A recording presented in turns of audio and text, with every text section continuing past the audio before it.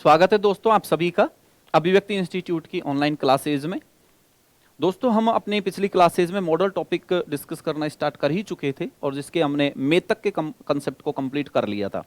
आज हम अगले कंसेप्ट्स को और मॉडल्स को कंप्लीट करने से पहले कुछ बेसिक कंसेप्ट्स और कुछ इंपॉर्टेंट चीजें हम यहाँ डिस्कस कर रहे हैं, क्योंकि अगले कंसेप्ट्स में हमें कुछ चीजों की जरूरत पड़ेगी, कुछ कंफ्यूजन को दूर करने की जरूरत पड़ेगी। तो उसके लिए हम यहाँ पर एक बहुत ही इंपॉर्टेंट और बहुत ही बढ़िया चीज यहाँ पर डिस्कस करेंगे आज। उसके बाद में हम अगले मॉडल्स पर आप के कंसेप्ट्स जो हैं उन्हें डिस्कस करते हुए चलेंगे।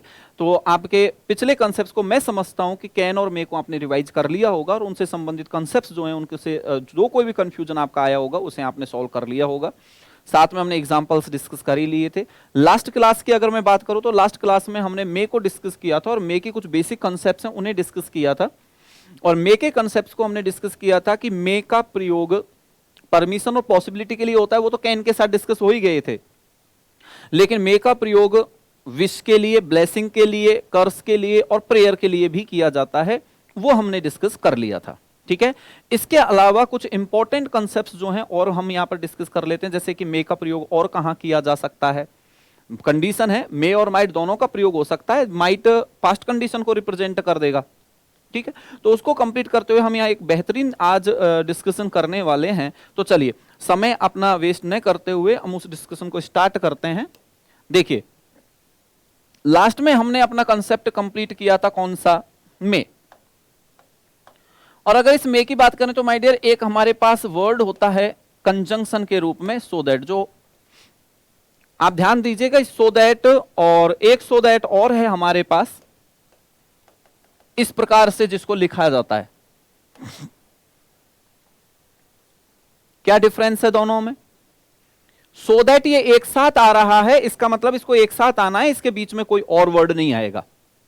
इसके बीच में डॉट डॉट लगा दिया, इसका मतलब इनके बीच में कोई और वर्ड आ सकता है। तो आपकी जानकारी के लिए बता दूं, ये सो दैट आपको जो बताता है इसे कहते हैं हम कंजंक्शन ऑफ रिजल्ट। तो ये आपके लिंकिंग डिवाइसेस ऑफ रिजल्ट कह दीजिए या एडवर्ब ऑफ रिजल्ट कह दीजिए, कुछ भी, इसे कई नामों से जाना जाता है। तो ये रिजल्ट को शो करता है लेकिन, और ये सो दैट जो है ये आपके बताता है पर्पज को, उद्देश्य को बताता है, किसी काम को करने का पर्पज क्या है, और इसीलिए इसको लिंकिंग डिवाइस ऑफ पर्पज भी बोला जाता है। ठीक है, और एडवर्ब ऑफ पर्पज भी बोल सकते हैं आप इसे। ठीक है, अब आप समझिए हिंदी में अगर हम इसे जाने तो इसका अर्थ तो निकलता है जिससे कि। क्या अर्थ निकलता है सो दैट का? जिससे कि। और इस सो दैट का अर्थ निकलता है इतना कि। तो दोनों में डिफरेंस समझ में आ गया होगा। अब पॉइंट जो है हमारा वो क्या है कि ये सो दैट जो है ये अपने साथ मे लेता है और या फिर क्या लेता है, माइट लेता है। इस सो दैट के साथ आपको मे या माइट का ही प्रयोग करना होता है। हालांकि कई जगह आपको मे और माइट के अलावा और भी कई मॉडल्स का प्रयोग करते हुए देखा जा सकता है। आप देख सकते हैं बिल्कुल गलत कंसेप्ट है। ये सो दैट अपने साथ मे और माइट का ही प्रयोग करता है। प्रेजेंट में अगर सेंटेंस शो करना है, प्रेजेंट कंडीशन शो करनी है, प्रेजेंट में पर्पज हमें रिप्रेजेंट करना है तो मे का प्रयोग होगा, पास्ट में पर्पज को रिप्रेजेंट करना है तो माइट का प्रयोग करना होगा। क्लियर है? कैसे? जैसे कि एग्जाम्पल हमने लिखा we eat so that we can live. दूसरा सेंटेंस हमने लिखा he drew a sword so that he could kill himself। दोनों सेंटेंसेज को आप देखिए। अब दोनों सेंटेंसेज की अगर हम बात करें तो we eat so that we can live, ये सेंटेंस आपको दिया और इसमें यूज किया गया किसका, सो दैट का यूज किया। इस सो दैट के साथ नहीं लिखा है मैंने कुछ भी, यानी इस सो दैट के साथ आप किसी का भी प्रयोग कर सकते हैं किसी भी मॉडल का सिचुएशन के अकॉर्डिंग। लेकिन इस सो दैट के साथ आपको सिर्फ मे और माइट का ही प्रयोग करना होगा। जैसे कि अगर मान लीजिए मैं एक सेंटेंस आपके लिखूं, he is so weak that he can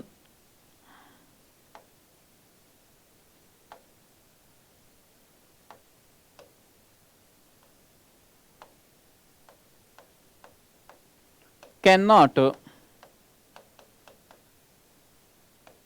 run fast. अब इस सेंटेंस में भी सो आ रहा है और दैट आ रहा है, ठीक है, और इन दोनों सेंटेंसेज में आप अगर देखें तो इसमें भी क्या आ रहा है, सो दैट आ रहा है, इसमें भी क्या आ रहा है, सो और दैट आ रहा है, लेकिन इसमें सो दैट के बीच में कोई और वर्ड नहीं दिया गया है, जबकि इसके बीच में क्या आ गया है, वीक आ गया है। तो ये तो है रिजल्ट शो करने वाला वर्ड और ये है आपका पर्पज को शो करने वाला वर्ड। क्लियर? ये दोनों सेंटेंस पर्पज से संबंधित हैं और ये है आपका रिजल्ट कि ही इज सो वीक, वो इतना कमजोर है कि इसका रिजल्ट ये निकलता है कि फिर वो तेज नहीं दौड़ सकता। ये रिजल्ट को शो कर रहा है, जबकि इसमें इसका अर्थ निकलता है क्या, जिससे कि we eat so that we can live, हम खाना खाते हैं, हम खाते हैं क्यों, क्या पर्पज है खाना खाने का हमारा, जिससे कि हम जिंदे रह सकें, जीवित रह सकें, जी सकें। इसी प्रकार से ही ड्रू अ स्वॉर्ड, उसने एक तलवार निकाली, सो दैट, जिससे कि क्या पर्पज था उसका तलवार निकालने का, ही कुड किल हिमसेल्फ, वो अपने आप को क्या कर सके, मार सके। तो ये पर्पज को रिप्रेजेंट कर रहा है, ये रिजल्ट को। अब बात आती है करेक्शन की कि करेक्शन होगा या नहीं होगा सेंटेंस में, कौन सा सेंटेंस सही है कौन सा गलत है। पहले सेंटेंस में जब ये सो दैट आ ही रहा है तो हमने लिख लिया सो दैट के साथ मे और माइट ही आ सकता है, और यहां आ गया क्या, कैन। तो ये तो कंफर्म है कि कैन यहां गलत है, ठीक है, कैन गलत है यहां। अब कैन के स्थान पर यह भी हमें क्लियर है कि मे और माइट में से किसी एक का प्रयोग होगा। अब किसका होगा तो वो इधर से हेल्प मिल जाएगी। ईट वर्ब की कौन सी फॉर्म है, आपकी फर्स्ट फॉर्म है, और फर्स्ट फॉर्म जब है तो उसके साथ आप ये कौन सा टेंस मान के चलते हैं उसे, तो आप कहेंगे सर वो तो प्रेजेंट टेंस है, और प्रेजेंट टेंस है तो मे आएगा या माइट आएगा, सिंपल सा कंसेप्ट आ गया, मे का प्रयोग किया जाएगा, माइट नहीं आएगा। लेकिन अगले सेंटेंस में ड्रू आया है जो कि पास्ट फॉर्म है, सेकंड फॉर्म है, और सेकंड फॉर्म है तो सेकंड फॉर्म किस टेंस में आती है, पास्ट टेंस में आती है, पास्ट इंडेफिनिट में आती है। So we can say that this sentence is related to past indefinite tense, so we have to use past condition in next part. तो अगर ये पार्ट आपका पास्ट का है तो अगले पार्ट में भी आपको पास्ट का ही प्रयोग करना होगा, और पास्ट के लिए कुड का प्रयोग न करके, ये तो क्लियर है मे और माइट ही आएगा, लेकिन पास्ट के लिए हम यहां यूज करेंगे किसका, माइट का प्रयोग करेंगे। तो ये भी मे और माइट का एक प्रयोग है जो आपको विशेष ध्यान से समझना है, एग्जाम में पूछा जाता है, कई बार पूछा जा चुका है और कई बार आगे भी पूछा जाता रहेगा, इंपॉर्टेंट कंसेप्ट है। क्लियर यहां तक? चलिए अब आगे बढ़ते हैं, और आगे मैं आपको जो हमने पर्सन पढ़े थे उसमें 3 शब्द पढ़े थे, आई, वी और यू। अगले कॉन्सेप्ट्स को समझने के लिए ये बहुत जरूरी है, विशेष ध्यान से समझना है। देखिए आपको कई जगह लिखा हुआ मिल जाएगा कि आई और वी फर्स्ट पर्सन है, यू सेकंड पर्सन है, मिल जाता है लिखा हुआ है ना। अब देखिए समस्या क्या है कि यहां तक तो ठीक है, बिल्कुल होते हैं, ये फर्स्ट पर्सन में है, ये सेकंड पर्सन में है, लेकिन समस्या यहां आती है कि जब ये कह दिया जाता है कि फर्स्ट पर्सन का मतलब होता है स्पीकर। शब्दों पर ध्यान दीजिएगा, हमें यह कह दिया जाता है कि फर्स्ट पर्सन का मतलब होता है स्पीकर, जबकि माय डियर सच्चाई कुछ और ही है। आपसे पूछ लेता हूं मैं, आप ही बताइएगा मुझे। 3 शब्द हैं अपने पास, आई, वी और यू, और जैसा हमें बताया गया कि फर्स्ट पर्सन स्पीकर है तो डेफिनेटली सेकंड पर्सन क्या होगा, लिसनर होगा। क्या होगा, लिसनर होगा, सुनने वाला होगा। इसको विशेष ध्यान से समझिएगा, क्योंकि आगे मॉरल ऑब्लिगेशन को समझने के लिए और आगे के कॉन्सेप्ट्स को समझने के लिए आपको बहुत जरूरत पड़ेगी इसकी। मॉडल्स का एक कंसेप्ट है मॉरल ऑब्लिगेशन, वो तभी समझ में आएगा जब ये आपका क्लियर हो जाएगा। अगर मान लीजिए फर्स्ट पर्सन स्पीकर है तो डेफिनेटली सेकंड पर्सन क्या है, लिसनर है, और third person that is not speaker और ना ही आपके क्या है, listener, neither speaker nor listener, दोनों में से जो कोई नहीं है। अब यहां लेकिन वास्तविकता क्या है ये आप खुद पता लगा लेंगे, ये मेरा दावा है। तीन शब्द है अपने पास, आई, वी और यू। आई का मतलब क्या होता है, हिंदी में एक बार देख लेते हैं, मैं। वी का क्या होता है, हम। इसका होता है तुम या आप, जो भी आप मानो वो। ठीक है, अब आप कुछ क्वेश्चंस का जवाब दीजिए। इन तीनों में से वास्तविक रूप से, शुद्ध रूप से, प्योर रूप से स्पीकर कौन है, जिसमें सिर्फ और सिर्फ स्पीकर की बात हम करेंगे। तीनों में से शुद्ध स्पीकर कौन है, जिसमें और कोई शामिल नहीं होता, सिर्फ और सिर्फ स्पीकर शामिल होता है। तो मेरे ख्याल से आपका जवाब होगा आई इज प्योर स्पीकर। इसे डेफिनिट स्पीकर भी कहा जाता है। वास्तविकता ये मैं कौन, बोलने वाला, बोलने वाले को कहते हैं स्पीकर। तो आई जो होता है ये शुद्ध स्पीकर बोला जाता है, वास्तविक स्पीकर कहा जाता है इसको। जबकि यू क्या होता है, इसे हम कह सकते हैं प्योर लिसनर, शुद्ध लिसनर होता है ये। तो क्लियर कॉन्सेप्ट। तो फिर वी क्या है, वी का मतलब होता है हम कौन, हम कौन। तो आप कहेंगे सर हम का मतलब है कि बोलने वाला भी और सुनने वाला भी। बिल्कुल सही जवाब। तो आप ध्यान रखिएगा इसमें दोनों आते हैं, इसमें स्पीकर भी शामिल है और लिसनर भी शामिल है। तो माय डियर सिर्फ ये कह देना, जबकि वी तो फर्स्ट पर्सन है, और ये कह देना कि वी फर्स्ट पर्सन है और फर्स्ट पर्सन स्पीकर होता है, ये गलत है। बल्कि इसके बजाय देखिए एक एक शब्द में लैंग्वेज और उसका अर्थ बदल जाता है, या बेहतर तरीके से समझते हैं। एक एक शब्द, आपने शब्द कैसा यूज किया उसके अकॉर्डिंग अर्थ बदल जाएगा। आपने ये कहा कि फर्स्ट पर्सन स्पीकर होता है, तो इसका मतलब फर्स्ट पर्सन सिर्फ स्पीकर होता है और उसमें कोई शामिल नहीं होता। जबकि इसकी जगह आप इतनी ही लैंग्वेज में, इतने ही शब्दों में यह भी कह सकते हैं कि फर्स्ट पर्सन में स्पीकर शामिल होता है। तो शामिल होना और होना दोनों अलग चीज होती हैं।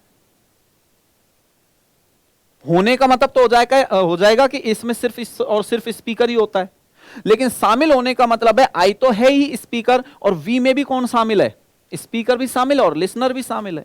तो इसी प्रकार से हम ये कह सकते हैं कि इन दोनों में भी कौन शामिल है, लिसनर शामिल है। वी में भी लिसनर शामिल है और यू में भी कौन शामिल है, लिसनर शामिल है। तो ये विशेष ध्यान देना आपको। जैसे मुझे एक कंसेप्ट याद है, जैसे मैंने कहा कि शब्द के अकॉर्डिंग आपका अर्थ बदल जाता है कि आप शब्दों का प्रयोग कैसे कर रहे हैं। तो जैसे मैंने एक जब अपने यहां पर कभी भी पाठ पूजा वगैरह की जाती है तो उसमें गणेश जी की प्रथम आराधना की जाती है, तो उनके लिए एक मंत्र जो बोला जाता है, तो मंत्र, गणेश जी का जो मंत्र बोला जाता है उसमें एक शब्द आता है कोटि। कोटि शब्द आता है, जैसे वक्रतुंड महाकाय, कोटि सूर्य समप्रभा या सूर्य कोटि समप्रभा। इस पर काफी कंफ्यूजन है लोगों के बीच में कि कोटि सूर्य समप्रभा या सूर्य कोटि समप्रभा होना चाहिए। ज्यादातर आप शादी के आपके जब घर में कार्ड आते हैं तो देखना उसमें सूर्य कोटि समप्रभा भी लिखा होता है, और कुछ रेयरली होते हैं जो कोटि सूर्य समप्रभा लिखते हैं। अब माय डियर अगर हम ध्यान दें तो कोटि का मतलब दो अर्थ निकलते हैं कोटि के, हालांकि और भी कई अर्थ हैं लेकिन मैं यहां पर दो अर्थों की बात कर रहा हूं।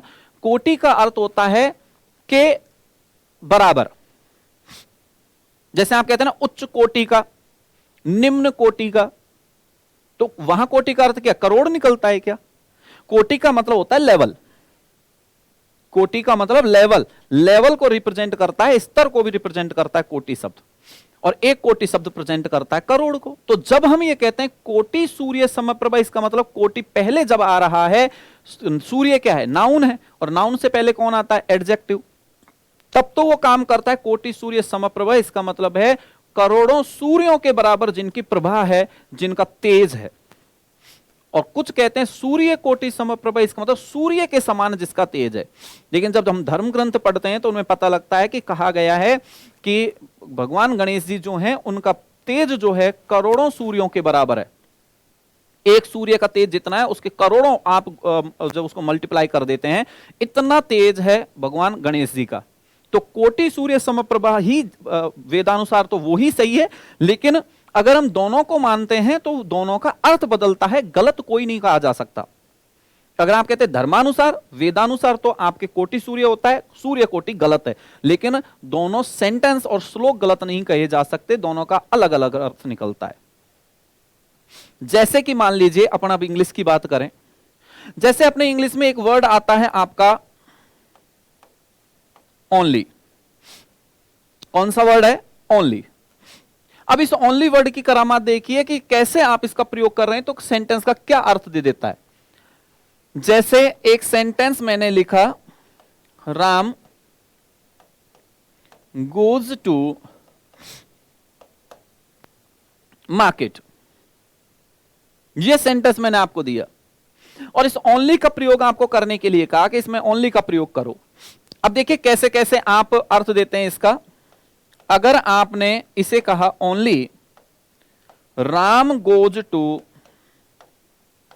मार्केट, तो इसका क्या अर्थ निकलता है? ओनली राम, यानी ये किस पर स्ट्रेस डाल रहा है? राम पर।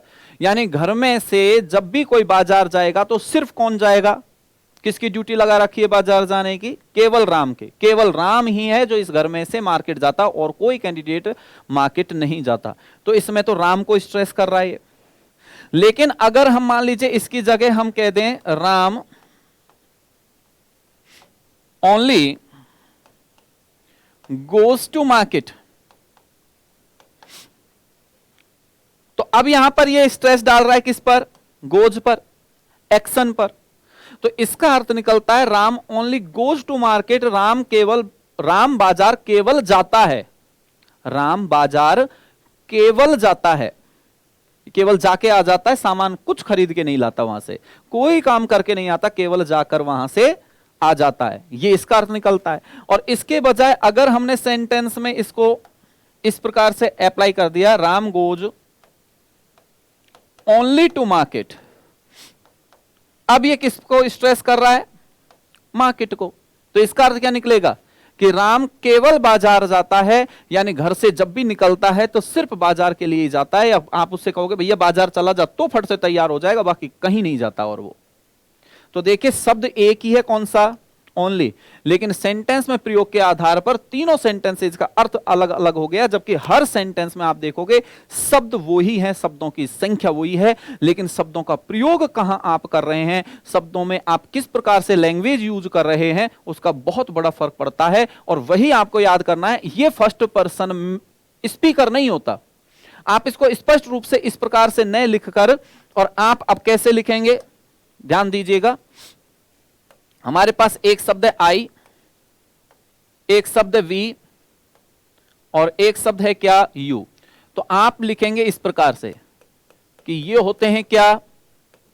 First person. ये होता है क्या? Second person.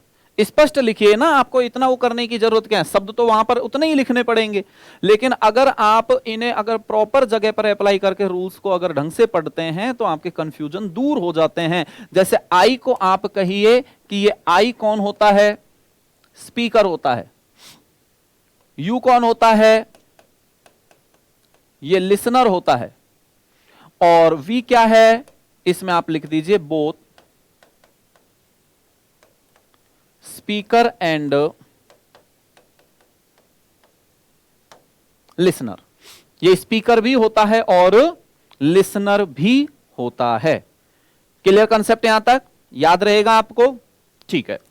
अब कुछ कंसेप्ट्स हैं वो मैं आपको और इसके संदर्भ में बता देता हूं।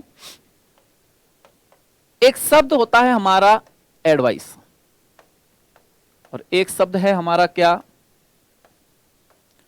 सजेशन। दो शब्द हैं हमारे पास।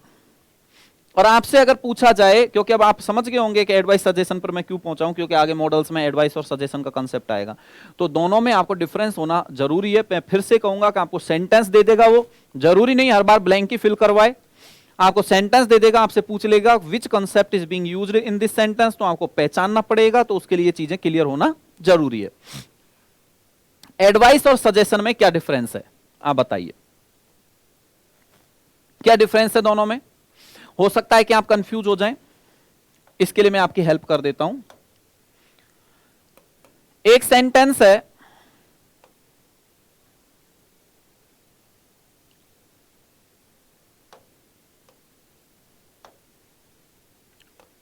आप डायरेक्ट एंड इनडायरेक्ट स्पीच पढ़ते हैं, उसमें सेंटेंस दिया he said to me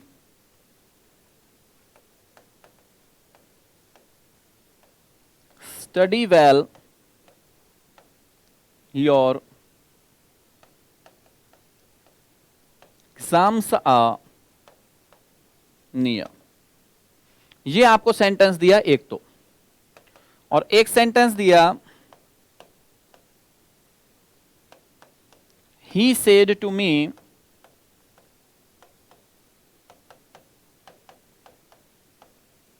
let's play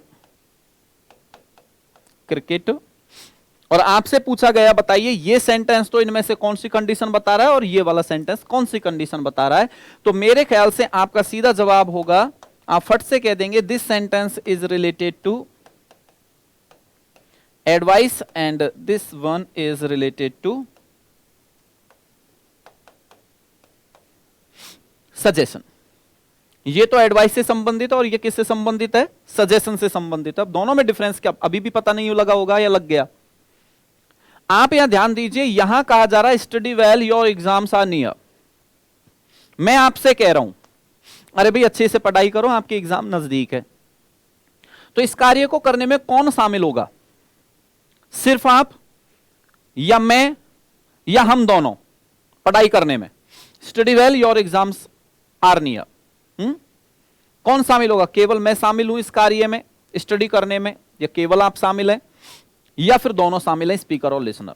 तो आपका जवाब होगा सर ये तो ओनली लिसनर के लिए, कि केवल हमारे लिए कह रहे हो आप तो भाई पढ़ाई करो, तो हम सुनने वाले हैं और सुनने वाले लिसनर होते हैं, तो यानी इसका मतलब है कि हम ही इस काम को करेंगे, ये सेंटेंस सिर्फ हमारे लिए है। बिल्कुल सही जवाब। तो ये लिसनर के लिए है, जबकि इसमें एक शब्द आया है क्या आपको दिख रहा होगा, लेट्स, और लेट्स की फुल फॉर्म जो होती है वो होती है लेट अस।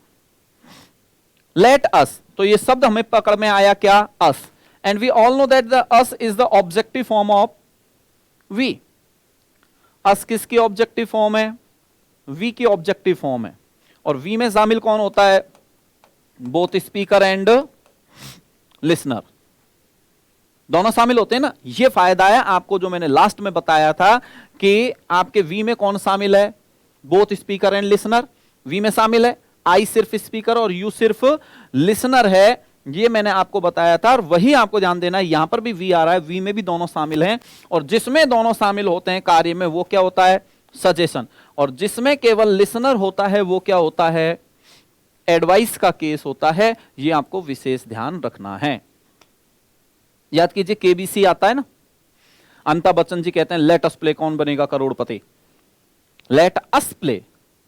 तो यानी वहां पर उस प्ले में, उस गेम में कौन कौन शामिल होता है उसको खेलने में, केवल लिसनर खेल लेता है अपने अपने हिसाब से कि नहीं सर, क्वेश्चन तो अमिताभ जी पूछते हैं, बच्चन साहब पूछते हैं ना, और फिर जवाब उसको देना होता है। तो क्वेश्चन पूछेगा तब जवाब देगा, फिर क्वेश्चन पूछेंगे तो जवाब देगा। तो यानी दोनों की इंपॉर्टेंस बराबर है, दोनों ही पार्टिसिपेट कर रहे हैं उसमें तो, और दोनों पार्टिसिपेट कर रहे हैं इसीलिए उन्होंने कहा लेट अस प्ले कौन बनेगा करोड़पति।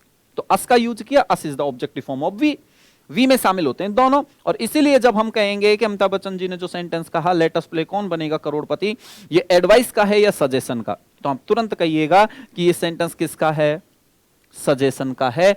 तो माय डियर कंसेप्ट क्लियर हुआ कि only listener is involved in activity, लेकिन इसमें both speaker and listener are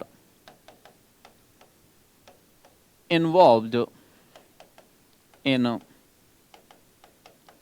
activity. तो मेरे ख्याल से अब आपका कंसेप्ट क्लियर हो गया कि एडवाइस और सजेशन क्या होते हैं और एडवाइस और सजेशन में क्या डिफरेंस होता है। Clear concept? एडवाइस सिर्फ किसके लिए होती है? लिसनर के लिए। और सजेशन किसके लिए होता है? दोनों के लिए होता है। Concept clear? चलिए अब फिर से एक कंफ्यूजेबल कंसेप्ट आता है। अभी हमने जिसको पढ़ा था सजेशन, और इसी के जैसा आता है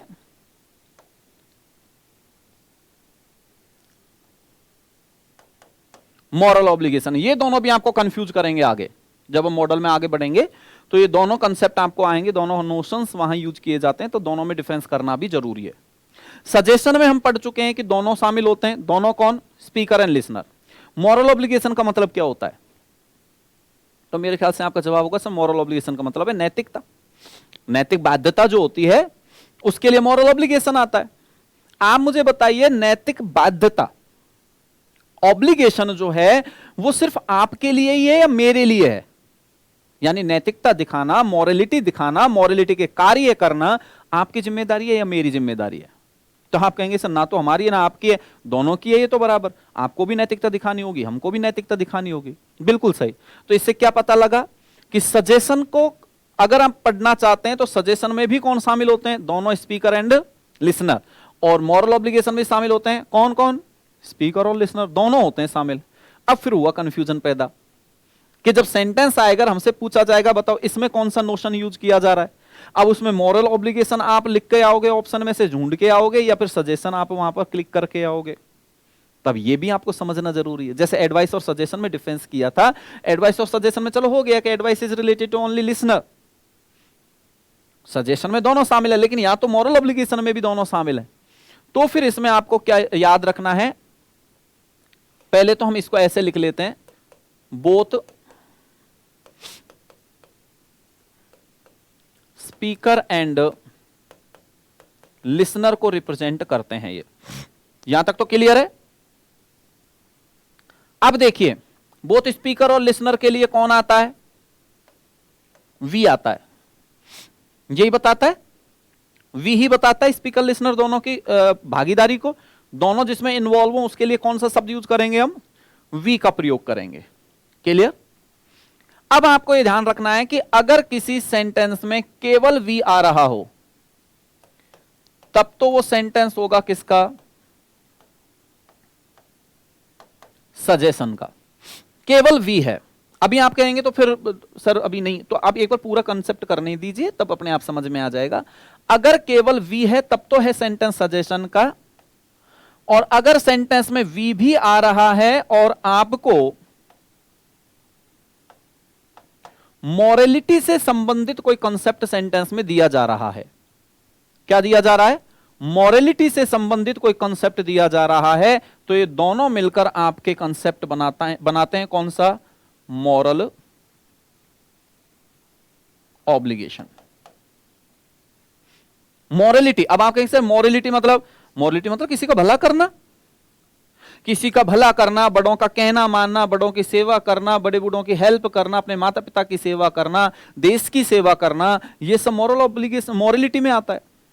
और अगर उस मॉरलिटी वाले सेंटेंस में वी भी दे रखा हो, सब्जेक्ट के रूप में कौन हो? वी, तो दोनों मिलेंगे तब जाकर वो सेंटेंस मॉरल ऑब्लिगेशन का बनेगा। लेकिन सेंटेंस में मॉरलिटी का केस नहीं है, लेकिन केवल किसका केस है?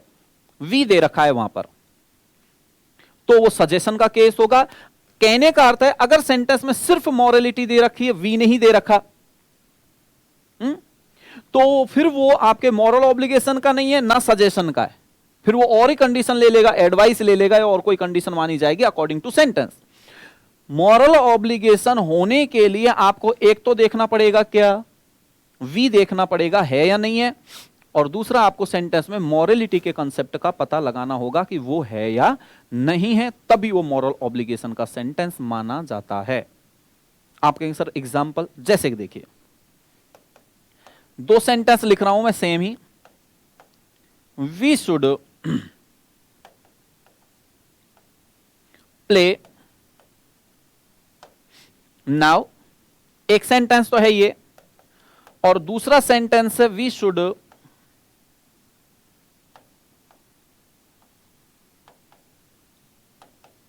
Help the poor. मेरे ख्याल से मुझे बताने की जरूरत ही नहीं है, आपके अपने आप समझ में आ गए होगा सेंटेंस यहां दोनों सेंटेंसेज में सब्जेक्ट तो कौन है? वी है। लेकिन आप मुझे बताओ दोनों सेंटेंसेज में से कौन सा ऐसा सेंटेंस है जिसमें मॉरलिटी की बात की जा रही है?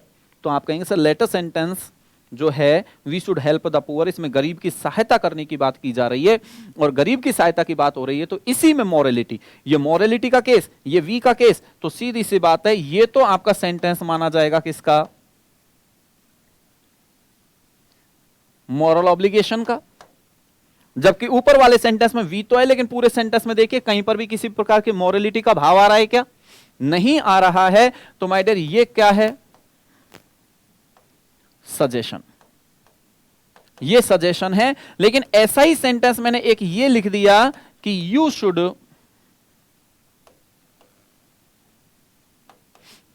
Help the poor. अब ये हेल्प द पुअर को देख के कंफ्यूज मत हो जाना, क्या रे तो हेल्प द पुअर तो मॉरलिटी वाला केस है और मॉरलिटी बोले तो मॉरल ऑब्लिगेशन नहीं। इसीलिए तो मैं आपको एक्सप्लेन किया है, ये मॉरलिटी दिख जाने से मॉरल ऑब्लिगेशन नहीं होगा। मॉरल ऑब्लिगेशन तब होगा जब वी भी आएगा और मॉरलिटी वाला केस भी आएगा। अब इसमें मॉरलिटी तो आ गई, लेकिन देखिए कहीं वी है क्या? आप कहेंगे वी तो नहीं है, तो फिर कौन है? यू। और यू क्या होता है? लिसनर। और जिस केस में लिसनर शामिल होता है माय डियर वो आपका केस माना जाता है किसका? एडवाइस का केस माना जाता है। तो इस सेंटेंस में क्या कौन सा नोशन दे रखा है? एडवाइस दे रखा है। तो ये आपको विशेष ध्यान रखना है, अगर एग्जाम में कभी पूछा जाए कौन सा नोशन, कौन सा कॉन्सेप्ट या कौन सा मूड यहां दे रखा है, तो आप मेरे ख्याल से, अब मैं समझता हूं एडवाइस, सजेशन और मॉरल ऑब्लिगेशन तीनों में बेहतरीन तरीके से डिफरेंस करते हुए क्वेश्चन को बिल्कुल सही करके आएंगे। सजेशन मतलब वी, एडवाइस मतलब यू लिसनर, और मॉरल ऑब्लिगेशन यानी वी आए और मॉरलिटी भी आए, दोनों जब आते हैं तभी वो मॉरल ऑब्लिगेशन होता है, अदरवाइज नहीं होता। क्लियर है? मॉरलिटी तो आ रही है सेंटेंस में, लेकिन वी नहीं आ रहा, यू आ गया या और कोई सब्जेक्ट आ गया, तो तुरंत उसे एडवाइस के केस में डाल के आपको आना है। यानी इसे आप सिंपल ये समझ सकते हैं, एडवाइस जिसमें स्पीकर शामिल नहीं होता, भले लिसनर शामिल हो जाए, कोई और शामिल हो जाए, कोई फर्क नहीं पड़ता, स्पीकर शामिल नहीं होता उस एक्टिविटी में। जबकि सजेशन में और मॉरल ऑब्लिगेशन में स्पीकर भी इन्वॉल्व होता है। क्लियर है? मैं समझता हूं ये आपके जो कुछ कंसेप्ट है, जो आगे आपको शुड है, मस्ट है, ऑट है, इनमें जो मॉरलिटी वाला केस आएगा उसको समझने में आपकी हेल्प करेंगे। तो ये कंसेप्ट आपका क्लियर हो गया होगा कि सजेशन मॉरल ऑब्लिगेशन में क्या डिफरेंस है, सजेशन और एडवाइस में क्या डिफरेंस है, आई वास्तविक रूप से क्या है, यू वास्तविक रूप से क्या है, और वी में कौन कौन शामिल होता है। मैं समझता हूं एग्जाम्पल्स के साथ आपको ये कंसेप्ट क्लियर हो गया होगा। ठीक है? इनकी हेल्प से आगे शुड है, मस्ट है, ऑट है, इनको अपन कंप्लीट करेंगे। आगे कंफ्यूजेबल कॉन्सेप्ट्स को कंप्लीट करेंगे। कैन और मे हम कंप्लीट कर चुके हैं। इसके बाद में हम कुड और माइट कंप्लीट करते हुए शैल, विल, शुड, वुड, इनको सबको कंप्लीट करेंगे सेपरेट सेपरेट, और कंफ्यूजेबल कॉन्सेप्ट्स को भी हम कंप्लीट करेंगे। ठीक है? तो उसे आप एक बार रिवाइज कीजिए और रिवाइज करके आप कंप्लीट कीजिए, जिससे कि आपके प्रॉब्लम सब सॉल्व हो जाएं। फिर आगे क्लास में कंटिन्यू करेंगे। Okay, thank you.